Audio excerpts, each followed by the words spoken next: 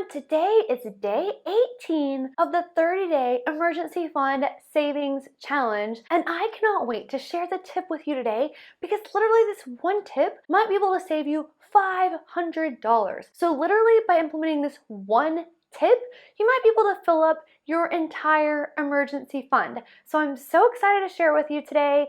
And so let's jump right in. Hey everyone, this is Lauren Mack with Hacking the Rat Race, and I would love for you to hit the like button and subscribe so you don't miss any more videos on money, saving, and investing, and especially not on this 30-day emergency fund savings challenge. We are on the back side of it and we are crushing it. So I am so excited. Like I said, we are on day 18 and today we have to save $19. That's right, $19. You're going to take this money and you're going to put it in your emergency fund envelope. So take it and put it with the money that you already have in your emergency fund envelope. And in this envelope, you should have $192. That is so awesome. I am so excited.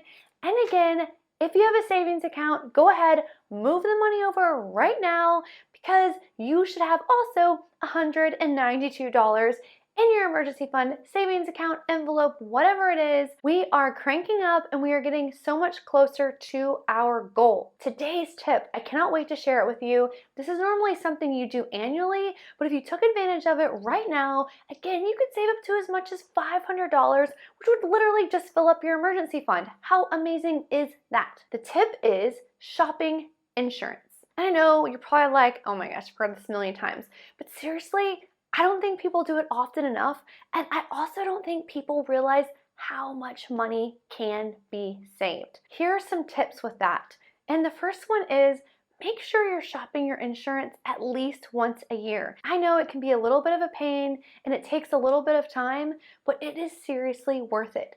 There are studies that show that the longer you're with an insurance company, sometimes they don't always give you the best deal because they make the assumption that you aren't going to leave. This isn't every insurance company, but you'd be shocked at how many there are. So I just recommend shopping insurance. This would be your home insurance, your car insurance, maybe even adding life insurance or an umbrella. Any of these insurance, I mean, once you have life insurance, you're not going to want to shop that every year. But if you're looking at getting a discount, sometimes bundling can make a huge difference. In fact, I've seen so many people add life insurance and still get a massive discount. It's almost like the life insurance was free, plus they actually got more money off. So here's the thing. One thing I want to warn you against is either increasing your deductibles past an amount that you couldn't afford, because here's the deal. This is a 30-day emergency fund savings challenge. And if you had an emergency fund that was really large, maybe that's something you could look at. But if we're just building up your emergency fund from scratch, you don't want to make it larger in the event that you have some kind of catastrophe and you need to use it. And now you're going to be having to put that extra money on credit. So do not reduce your insurance in that way. The other thing I would warn you against is taking down your limits. And I want to discuss this really quick because it's super important. So many people think, oh, I'm just going to get the cheapest, the minimum limits. That's all I need. That isn't necessarily true because a lot of times the minimum limits are very low. And here's the thing, this is an often misconception that people think, well, if I get into a really bad accident and it costs more than my limits, I don't have to pay that money. I only have to pay to my limits. That is not true. Your insurance company only has to pay to those limits. But let's just say you go and you slam into a guardrail and you just take out the entire guardrail. And let's just say for property damage, you only have $25,000. Well, if that guardrail costs $50,000 to repair, then your insurance is going to pay that $25,000 and then you're still going to be on the hook for $25,000 more. So getting adequate insurance is really important, and not having adequate insurance has bankrupted a lot of people. This is so important.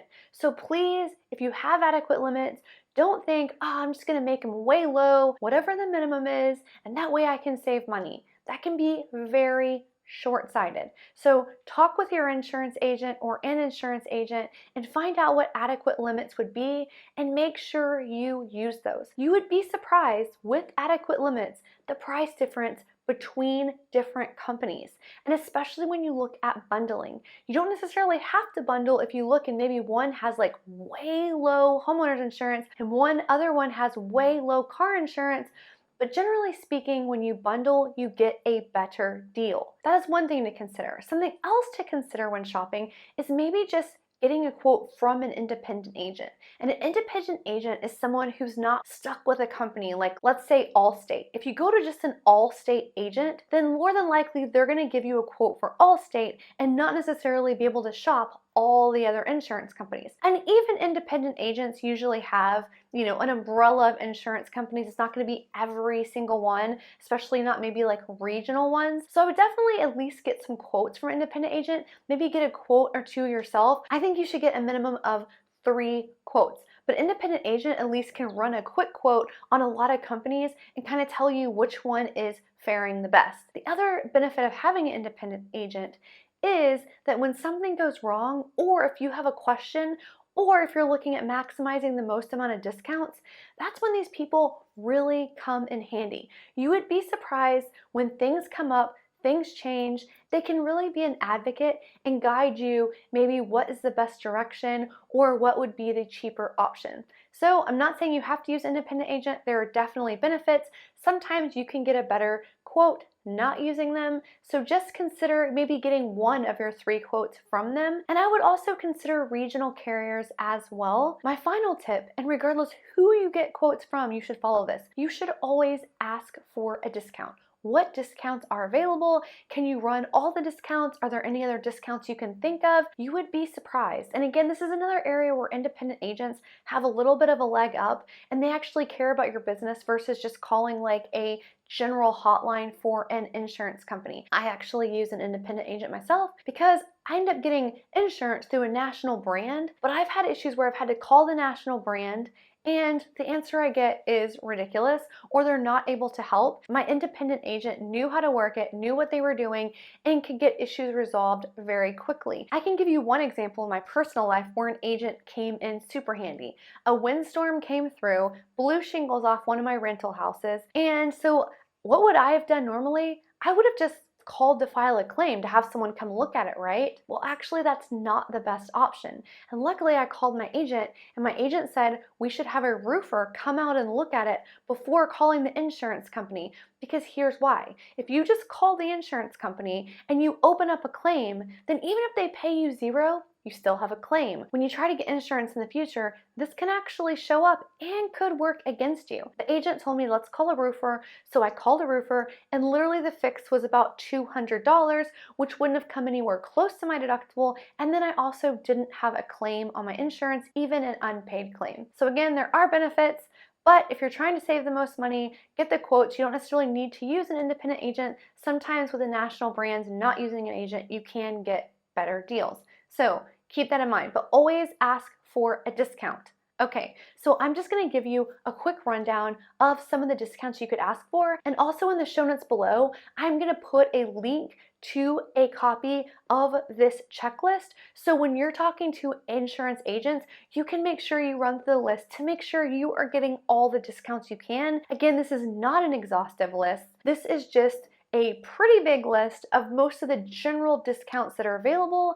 Even if you use this list, I would still ask agents if there are any other discounts that they can think of or they are aware of. Okay, so as I mentioned, I created an insurance discount checklist and you can download this yourself 100% for free in the show notes. So I'm just gonna run through some of the discounts here that you could ask for. And again, this is not exhaustive, so I definitely recommend asking your agent or the insurance company that you call if there are any other discounts besides the ones listed here. So the first one's a bundle discount, which would be car, home, life, etc. The next is military, professional discount.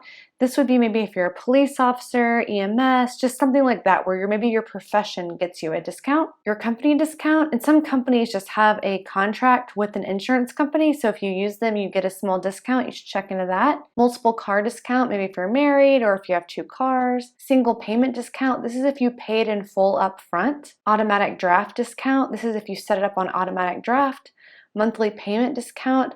Oddly enough, I used to always see single payment discounts, but in more recent times, I've seen monthly payment discounts. So if you pay it over months, you actually get a discount. A paperless discount, good driving record discount. This would be for a car. Casual use of your car discount. This would be if you don't drive your car to work at all. You're just using it for leisure, say on the weekends, or just a very low amount of miles. Another one is living closer to your work. So while it's not the same as the leisurely discount, maybe if you're within 5 miles or whatever their range is, they'll give you a discount because you're not going to be driving as much. A good student discount, early renewal. The next one will be a loyalty discount, low income discount, a claims free discount. This would just be not having any claims and whatever their look back period is. I believe it's like 3 years.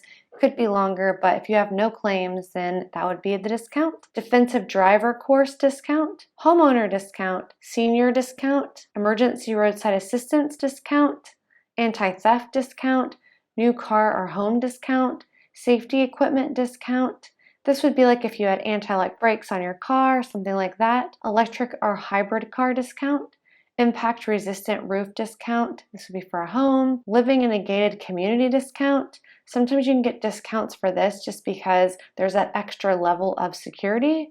Non-smoker discount, leak sensor discount. This would be like if you had a sensor for a water leak or something like that where you can get on top of something ahead of time before it becomes a huge problem. An HOA discount, this is also for home. A flooring discount. Sometimes if you, I think, have like tile and because it's less flammable over a certain percentage of your home, you can get a discount for that. Also, I left a few sections here for you to add if you ask your agent or insurance company for a discount, and maybe they have one that I have not mentioned above, you can just write that discount in here. And the last point I just want to make is don't lie. And I know that sounds silly, but so many times insurance companies ask a question and people are tempted to be like, I don't know, maybe, or maybe just literally outright lie. The problem with this, besides the fact that you shouldn't lie, is just that if you come into a claim situation and you did lie, then you might not have coverage. And the whole point of insurance is to have coverage whenever you need it.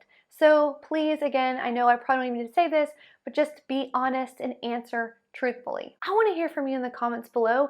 Do you currently shop your insurance every year? And if you get a massive savings from shopping from your insurance from this tip, I want to hear about that in the comments below too. And if you have any questions or any thoughts on the 30-day challenge, please leave those in the comments. Thank you so much for watching this video. Don't forget to hit the like button. It literally costs nothing and it does so much for this channel, not to mention pushing this 30-day emergency fund challenge out to people who really need to beef up their emergency fund as well as become financially free. And please don't forget to subscribe so you don't miss any more videos on money, saving, and investing, and especially not any videos on this 30-day emergency fund savings challenge. Thanks again, and I look forward to seeing you in the next video.